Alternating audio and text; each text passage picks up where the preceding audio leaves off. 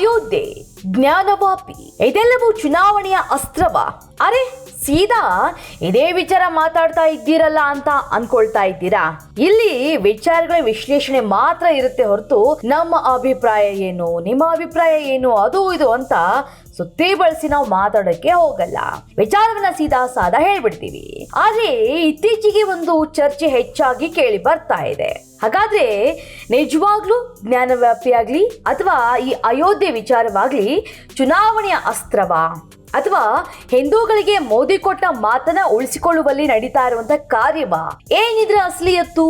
ಹೀಗೆ ಸಾಲು ಸಾಲು ಪ್ರಶ್ನೆಗಳು ಮೂಡುತ್ತವೆ.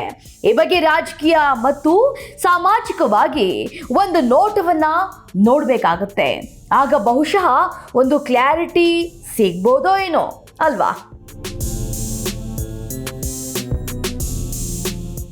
ಎಸ್, ಮೊದಲ ಚುನಾವಣೆ ಹತ್ತಿರವಾಗ್ತಾ ಇದ್ದಂತೆ ಅಥವಾ ಚುನಾವಣಾ ಪ್ರಚಾರದಲ್ಲಿ ಆಶ್ವಾಸನೆಗಳ ಮಹಾಪೂರ್ವೇ ಹರಿದು ಬರ್ತಾ ಇತ್ತು. ಆದ್ರೆ ಈಗ ಕಾಲ ಬದಲಾಗಿದೆ, ಟ್ರೆಂಡ್ ಚೇಂಜ್ ಆದಂಗೆ ರಾಜಕೀಯ ಲೆಕ್ಕಾಚಾರಗಳು ಬದಲಾಗಿ ಹೋಗಿವೆ. ಇನ್ನು ಪ್ರಧಾನಮಂತ್ರಿ ನರೇಂದ್ರ ಮೋದಿ ಅವರು ಈ ಲೆಕ್ಕಾಚಾರಗಳ ಅಂತರಾಳದ ಪಲ್ಸ್ಗಳ ಲೆಕ್ಕಾಚಾರವನ್ನ ಚೆನ್ನಾಗಿ ಯೋಚನೆ ಮಾಡ್ತಾರೆ. ಅವರು ಚುನಾವಣೆಗಾಗಿ ಈ ಕೆಲಸಗಳನ್ನ ಮಾಡ್ತಾ ಇದ್ದಾರೋ ಅಥವಾ ಕೊಟ್ಟ ಆಶ್ವಾಸನೆ ನೆರವೇರಿಸಬೇಕು ಅನ್ನೋ ಕಾರಣಕ್ಕೆ ಈ ಕೆಲಸವನ್ನ ಮಾಡಿಸ್ತಾ ಇದ್ದಾರೋ ಗೊತ್ತಿಲ್ಲ. ಆದರೆ ಅಗಣಿತ ಹಿಂದೂಗಳ ಹೃದಯದಲ್ಲಂತೂ ಸ್ಥಾನವನ್ನ ಗಿಟ್ಟಿಸಿಕೊಳ್ಳುವಲ್ಲಿ ಯಶಸ್ವಿ ಆಗಿರೋದಂತೂ ನಿಜ. ಈಗ ಈ ಬಗ್ಗೆ ಪರ ವಿರೋಧ ಮಾತುಗಳು ಸಾಮಾಜಿಕ ಜಾಲತಾಣದಲ್ಲಿ ಹರಿದಾಡುತ್ತಿವೆ.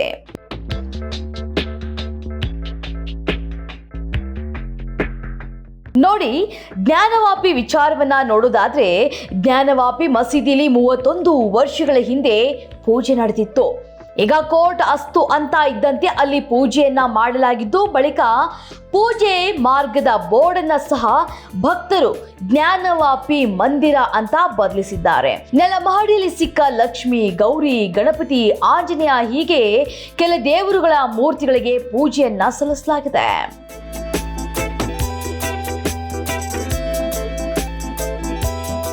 ಕೋರ್ಟ್ ತೀರ್ಪು ಬಂದ 8 ಗಂಟೆಯೊಳಗಡೆ ಪೂಜೆಯನ್ನ ಮಾಡಲಾಗಿದೆ.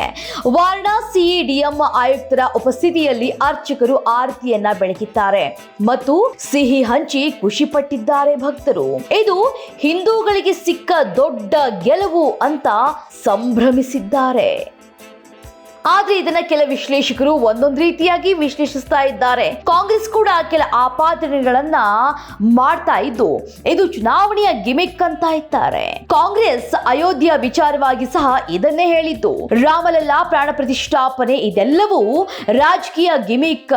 ಇಷ್ಟು ಬೇಗ ತರಾತುರಿಯಲ್ಲಿ ಪ್ರಾಣ ಪ್ರತಿಷ್ಠಾಪನೆ ಮಾಡುವ ಅವಶ್ಯಕತೆ ಏನಿತ್ತು?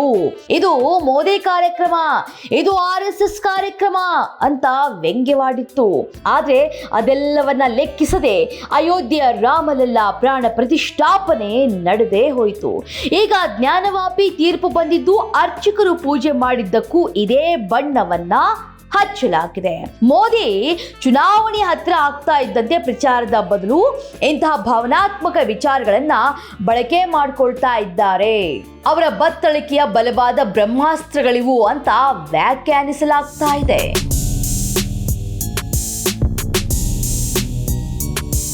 ಏನೇ ಇರಲಿ, ರಾಜಕಾರಣಿಗಳ ಲೆಕ್ಕಾಚಾರ ಒಂದ್ ಕಡೆಯಾದ್ರೆ ಭಾವನಾತ್ಮಕವಾಗಿ ನೋಡುವವರ ಲೆಕ್ಕಾಚಾರವೇ ಒಂದ್ ರೀತಿಯಾಗಿರುತ್ತೆ. ಅದೇ ವಿಚಾರಗಳು ಪಕ್ಷಗಳ ಅಸ್ತ್ರವಾಗೋದಂತೂ ಸತ್ಯಕ್ಕೆ ದೂರವಾದ ಮಾತೇನೂ ಅಲ್ಲ. ಹೀಗಾಗಿ ಅವರು ರಾಜಕೀಯವಾಗಿ ಮಾಡಿದ್ರೋ ಅಥವಾ ಭಾವನಾತ್ಮಕವಾಗಿ ಹಿಂದೂ ಅನ್ನೋ ಕಾರಣಕ್ಕೆ ಮಾಡಿದ್ರೋ, ಕಾರಣ ಏನೇ ಇದ್ರೂ ಇದು ಚುನಾವಣೆಯ ಮೇಲೆ ಪ್ರಭಾವ ಬೀರುವುದಂತೂ ಸತ್ಯ ಅನ್ನೋದು ಜನರ ಮಾತಾಗಿದೆ.